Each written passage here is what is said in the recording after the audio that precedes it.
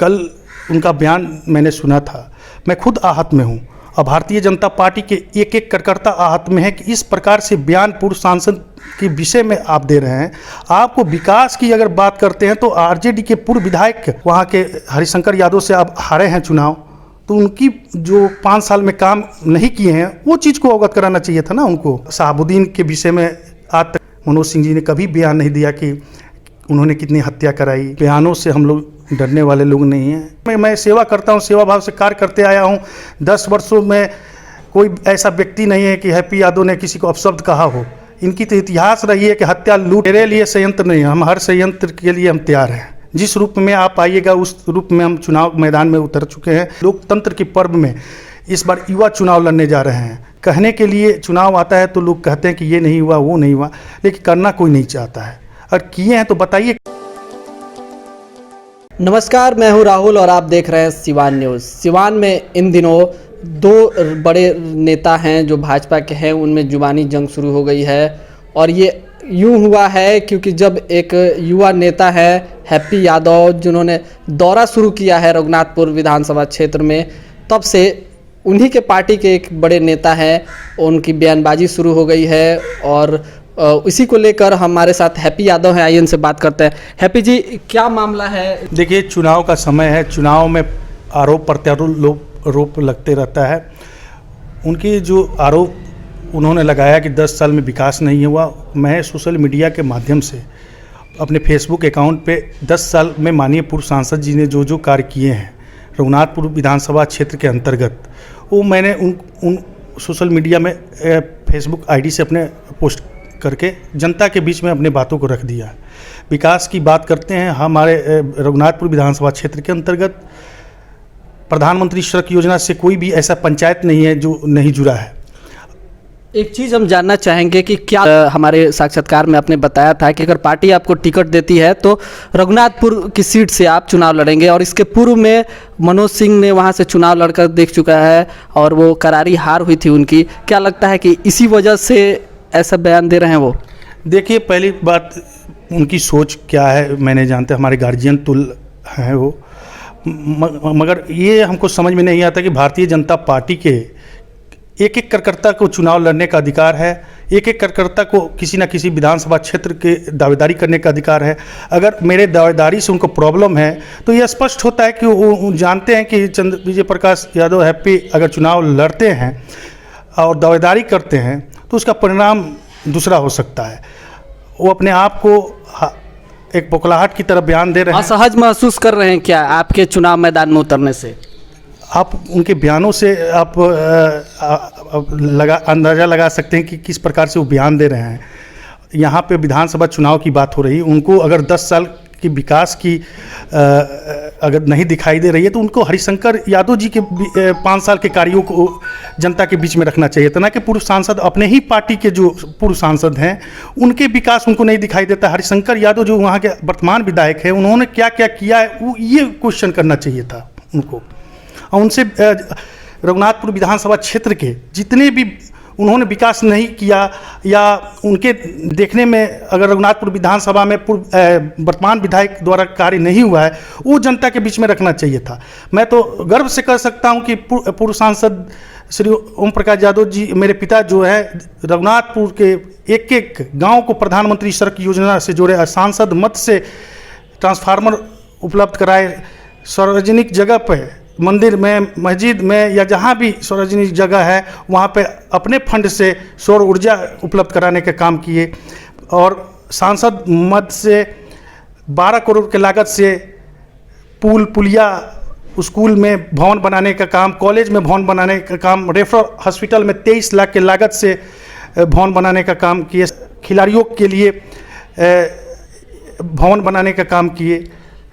एक सवाल है, जो रघुनाथपुर की जनता है उसे सड़क और अस्पताल को लेकर काफ़ी परेशानी होती है। जब बरसात के दिन आते हैं तो अस्पताल में पानी घुस जाता है, और जो सड़क है उसका भी हाल मतलब कुछ ठीक नहीं है। हम लोग भी जाते हैं तो देखते हैं ऐसी स्थिति बनी हुई है। वहाँ आरजेडी के विधायक है, ऐसे में आपकी पार्टी इसको लेकर कितना प्रखर है और इस मुद्दे को उठा रही है? देखिए, अभी मेरे देखने से सड़क की जो स्थिति है प्रधानमंत्री सड़क योजना, मैंने पहले ही बताया कि प्रधानमंत्री सड़क योजना के अंतर्गत चाहे आप सिधवल से टेरी घाट जाना हो या टेरी घाट से हबीबनगर जाना हो या नरहन जाना हो या बरुआ गांव जाना हो या निकती कला जाना हो या किसी भी पंचायत में आप जाइएगा, प्रधानमंत्री सड़क योजना का बोर्ड माननीय पूर्व सांसद जी के रिकमेंड पे ऑलरेडी बन चुका है, मानने के लिए तैयार है। कुछ सड़कें हैं जो स्थानीय विधायक को अपने फंड से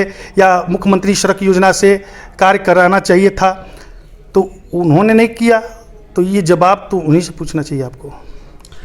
एक चीज़ है कि कई संगीन आरोप वो लगा रहे हैं, कह रहे हैं कि सांसद ने उनके पीठ पे छुरा घोंपा है, इसको कैसे देखते हैं? देखिए, ये माननीय पूर्व सांसद और उनके विषय, उनकी बात के विषय है। मैं माननीय सांसद अगर पीठ में छुरा घोंपना होता तो जो आदमी 2014 के चुनाव जदयू से लड़ के आते हैं, अब पार्टी लाइन गाइडलाइन में है कि जो प्रत्याशी जीते हुए, भारतीय जनता पार्टी के जीते हुए या हारे हुए प्रत्याशी जब तक रिकमेंड नहीं करेंगे तब तक पार्टी में उस व्यक्ति का एंट्री नहीं हो सकता है।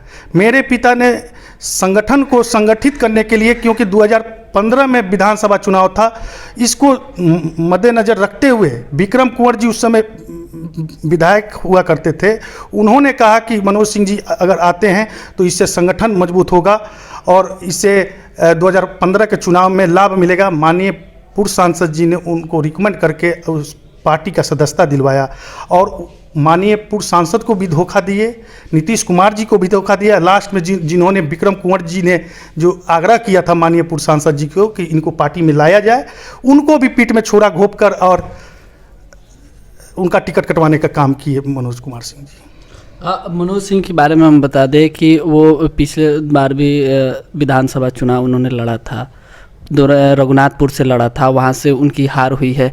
क्या लगता है कि इस हार के बाद उन्हें पार्टी टिकट देगी या चुनाव मैदान में हो जाएंगे? देखिए, पार्टी का टिकट देना हमारे और उनके बस की नहीं है।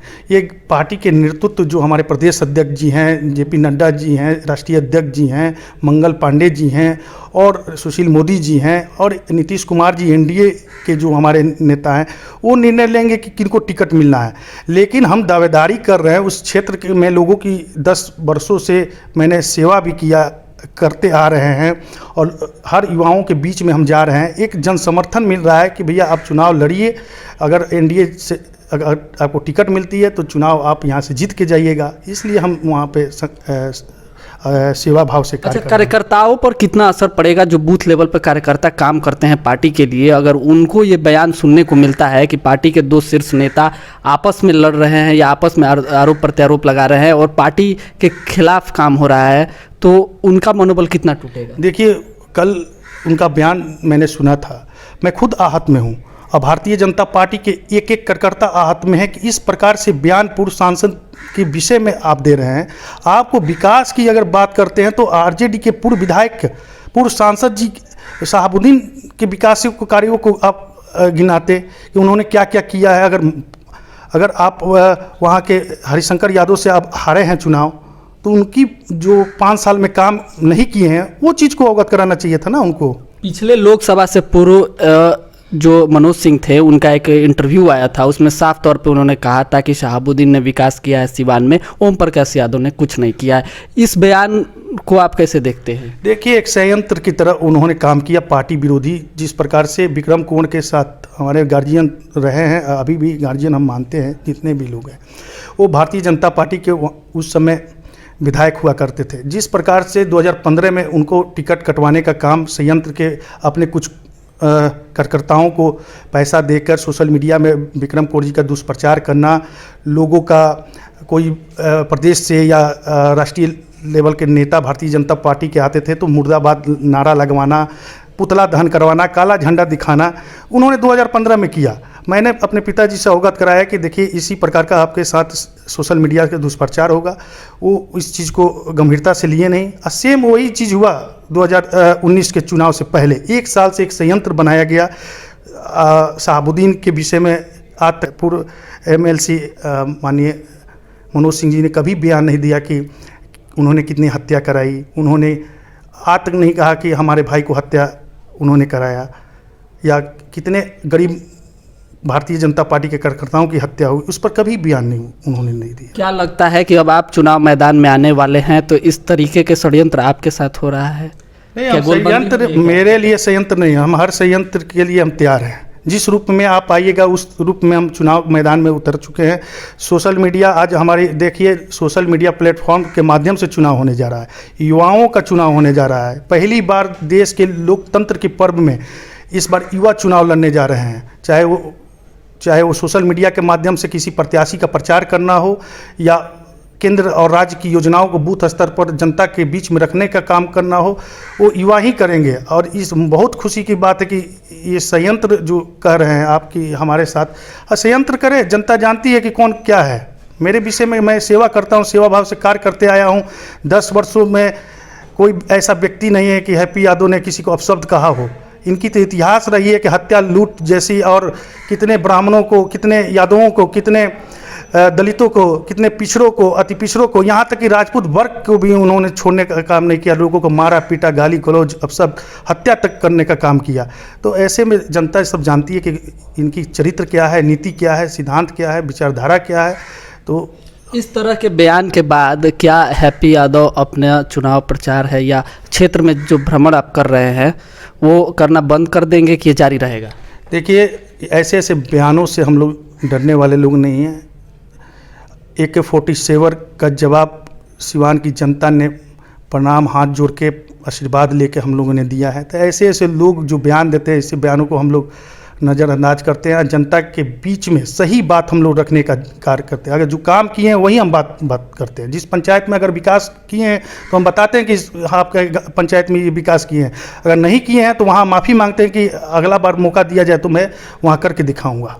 आपके व्यक्तिगत छवि की बात करें तो आप युवाओं में काफ़ी पॉपुलर है, और जो लोग सक्रिय राजनीति में हैं या जिन्हें ध्यान होगा कि सिवान में इससे पूर्व में डॉक्टरों और आम लोगों के बीच में जो विवाद हुआ था उस समय आपकी भूमिका बहुत ही प्रखर रूप से आई थी और आप खुल कर आए थे लोगों के समर्थन में।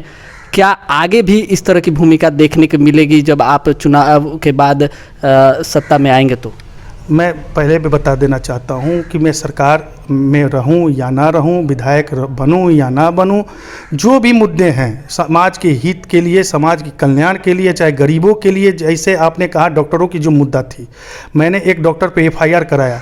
उसमें इन्होंने कहा था कि भाई आपने ऐसा क्यों किया। मैं नाम नहीं रखना चाहता हूँ किस डॉक्टर पे FIR करवाया, आपके चैनल के माध्यम से उन लोगों को मालूम होगा। ऐसे संयंत्र रचा गया उसमें कि आप जातिवाद कर रहे हैं। इत्तेफाक से जिस व्यक्ति से मैंने FIR करवाया डॉक्टर पे, वो इत्तेफाक से राजपूत था और डॉक्टर भी राजपूत थे। और जो लोग कहने वाले यही लोग कहते थे कि ऐसा आप क्यों काम कर रहे थे। सोशल मीडिया पर प्रोपेगेंडा बनाया गया। हाँ, एकदम बनाया गया। फिर भी हम डरे नहीं और अपने पिताजी को मैंने आग्रह किया कि आपने ज़िले में DM जिलाधिकारी के साथ, SP के साथ बैठक कीजिए, बैठक करके इस चीज़ को गंभीरता से लीजिए। डॉक्टर और मरीजों के बीच में जो तनाव बन रहा है, मैंने खुद सचिव शरद यादव जी से मिल के आग्रह किया था कि एक माहौल बनाया जाए, एक ऐसा जो बाहर से मरीज आते हैं आपके स्टाफ के द्वारा एक अच्छा संबंध स्थापित हो, जिससे उनको लगे कि हम किसी के दरवाजे पर गए हैं तो हमारे भगवान के रूप में हैं। इस समय का जो हालिया परिप्रेक्ष्य है, इस समय भी स्थिति काफ़ी ख़राब है। कोरोना को लेकर डॉक्टर मरीजों को हाथ लगाने को नहीं तैयार है। इस परिस्थिति में आपकी सरकार है बिहार में भी और केंद्र में भी, क्या पार्टी से आप लोग अप्रोच नहीं करते कि इस पर कुछ कार्रवाई किया जाए और इस सिस्टम को ठीक किया जाए? नहीं, ऐसा कुछ नहीं है। जहाँ पे भी लग रहा है, अभी बिहार सरकार की गाइडलाइन है कि सरकारी हॉस्पिटल में ही कोरोना की इलाज कराना है। और आप देख रहे हैं क्योंकि इस प्रकार से मंगल पांडे जी इस चीज़ को गंभीरता से लेते हुए स्वास्थ्य मंत्री पंचायत स्तर पर स्वास्थ्य शिविर, जांच शिविर, कोरोना का अभियान बना के गांव-गांव में जांच करवा रहे हैं। तो ऐसा नहीं लग रहा है कि स्वास्थ्य विभाग कोई अनदेखी की जा रही है। हाँ, इसमें एक होना चाहिए कि प्राइवेट डॉक्टरों से बात करके, सरकार को चर्चा करके कुछ व्यवस्था प्राइवेट हॉस्पिटल को भी देना चाहिए। तो अगर आप चुनाव मैदान में उतरते हैं, आगे विधायक बनते हैं, तो रघुनाथपुर विधानसभा क्षेत्र में किस तरह की स्वास्थ्य व्यवस्था की स्थापना और किस तरह का विकास होना चाहिए, उसके बारे में आपने कोई रोड मैप तैयार किया है? आपने देखा होगा कि माननीय पूर्व सांसद जी 10 वर्षों से स्वास्थ्य विभाग पे और व्यक्ति के स्वास्थ्य की चिंता हर समय उन्होंने किया है। यहाँ तक कि अपने आवास पे जो व्यक्ति हमारे पास आया या हमको सूचना मिला, उसको दिल्ली एम्स तक राम मनोहर लोहिया हॉस्पिटल तक, सफदरगंज हॉस्पिटल तक हम लोग उस व्यक्ति के साथ रहने खाने पीने का व्यवस्था अपने आवास पे करके और कार्य करने का काम किया और सेवा भाव से कार्य किए। और एक होना चाहिए कि यहाँ पे माननीय पूर्व सांसद जी ने मांग किया था कि मेडिकल कॉलेज हो, जो उन्होंने स्वीकृति दिलवा दिया। करेंगे वो प्रोजेक्ट कहाँ तक अभी? बिहार सरकार से आग्रह करेंगे कि एनओसी मिले, बिहार सरकार एनओसी दे और ज़मीन उपलब्ध कराए कि जल्दी मेडिकल कॉलेज खुले, जिससे सिवान, छपरा, गोपालगंज के लोगों को लाभ मिलेगा। आपके पिता जब सांसद थे तो हम लोग भी दिल्ली में देखा हुआ है कि किस तरीके से घर में मरीजों को खाने पीने रहने की व्यवस्था और चिकित्सीय सुविधाएँ मुहैया कराई जाती थी।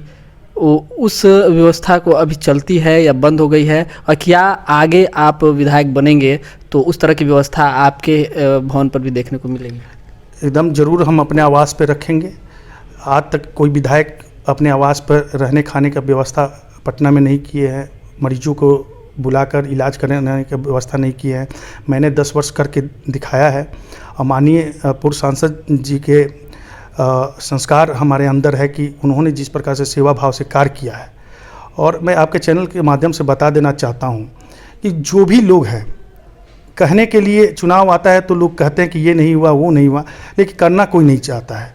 और किए हैं तो बताइए कि किस मरीज को आप अपने आवास पे 10-15 मरीजों के साथ एक साथ बैठ के भोजन किए हों, या उनके IGMS में या PMCH में या किसी और हॉस्पिटल में लोगों का इलाज कराए हों। ऐसा हमको तो सिवान में देखने को नहीं मिला है। तो ये थे हैप्पी यादव, जिनका साफ तौर पे कहना है कि राजनीति में ये सब आरोप प्रत्यारोप लगते रहेंगे, लेकिन वो अब अपना कदम पीछे नहीं करने वाले और चुनाव मैदान में वो उतरेंगे। अगर पार्टी उन्हें टिकट देती है तो वो जीत कर विधानसभा में जाने का काम करेंगे।